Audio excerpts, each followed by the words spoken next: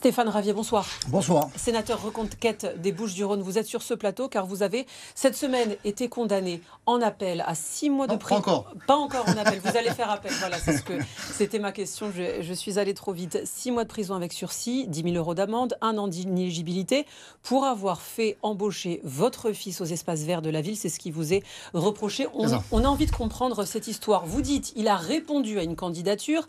La partie adverse dit, vous avez joué de votre rôle politique pour le faire embaucher. Qu'est-ce qu'il s'est passé en 2014 ? C'est ça, mon Dieu. Eh bien, mon fils a postulé, comme beaucoup de Marseillais, à un emploi à la ville.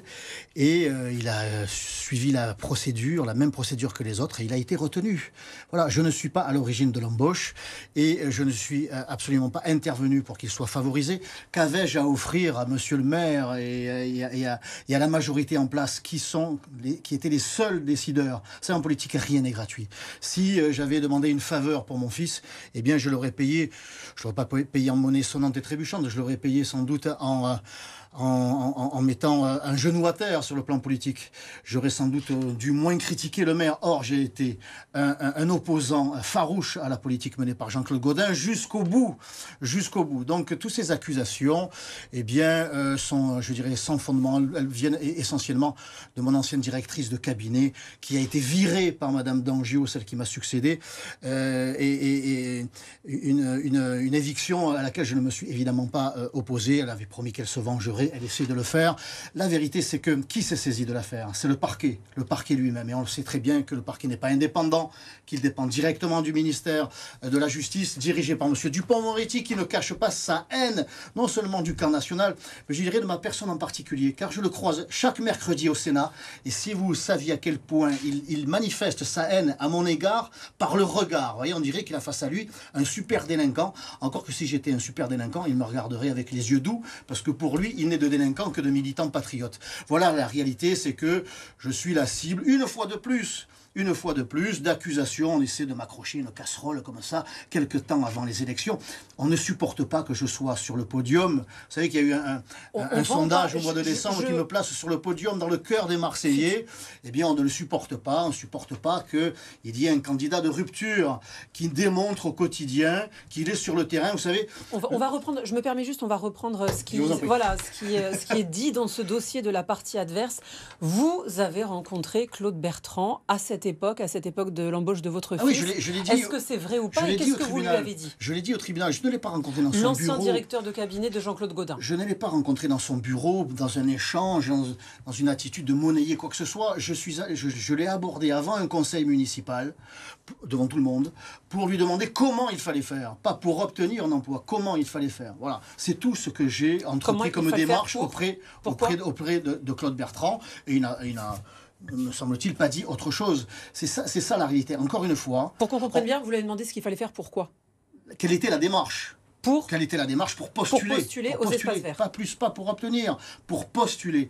La vérité, c'est que, encore une fois, à qui a-t-on fait appel pour intervenir auprès de la préfète de police, Madame Camilleri, lorsqu'un clandestin utilisait la pire des violences envers les habitants du roi d'Espagne. Ce sont les habitants du roi d'Espagne qui m'ont demandé d'intervenir et je suis intervenu et la préfète de police a fait le nécessaire. Qui intervient sur les tentatives d'installation de camps de Rome? Je suis intervenu à 3 reprises. On m'a contacté, les habitants de Château-Gombert, on m'a contacté à 3 reprises lors des tentatives d'installation des campements de Rome. Qui est intervenu lorsqu'il s'est agi du projet du maire de Marseille d'installer une salle de shoot à la gare Saint-Charles. L'interventionnisme existe, c'est ce que vous dites. La réalité, c'est qu'on n'accepte pas que je sois le seul qui se bouge dans cette ville et qui démontre qu'une autre politique est possible. Qui a fait fermer une école coranique clandestine dans le 14e arrondissement il y a déjà quelques années? C'est un autre sujet. Évidemment.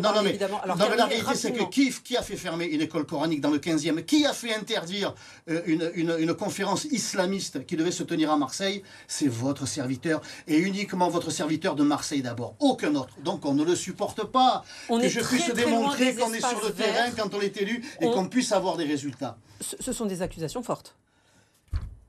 Écoutez, que vous êtes en train de dire. moi, je sais ce que j'ai fait et surtout ce que je n'ai pas fait. Et encore une fois, ça fait des années qu'on essaie de m'accrocher des casseroles. Rappelez-vous, j'avais tapé dans la caisse avec ces fameuses cartes d'essence. Qu'est-ce que j'avais fait encore? Alors comment vous l'expliquez concrètement? On m'avait même reproché d'organiser une fois par an une grande fête pour les habitants des quartiers nord. Manifestement, on a le droit de s'amuser dans cette ville que quand on habite dans les quartiers sud. On m'a qualifié de dictateur nord-phocéen ou de dictateur tout court.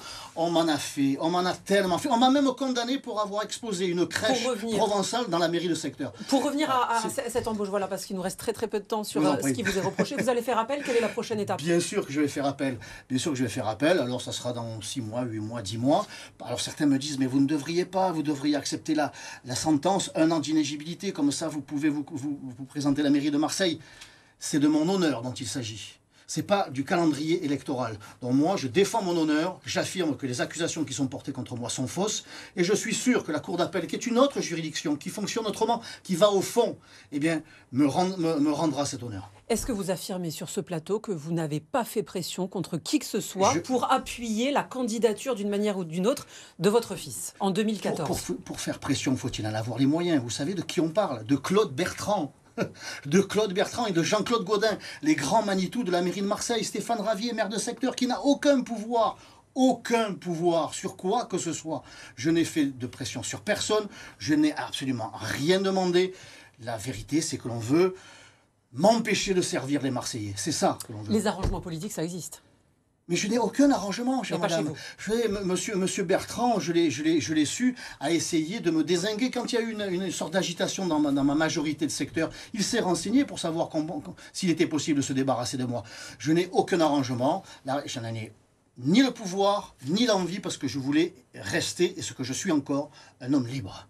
Et vous allez faire appel de cette condamnation, Stéphane Ravier. Merci beaucoup d'être venu sur le plateau de Bonsoir Marseille. Je rappelle que vous êtes le sénateur Reconquête des Bouches-du-Rhône. Merci à vous.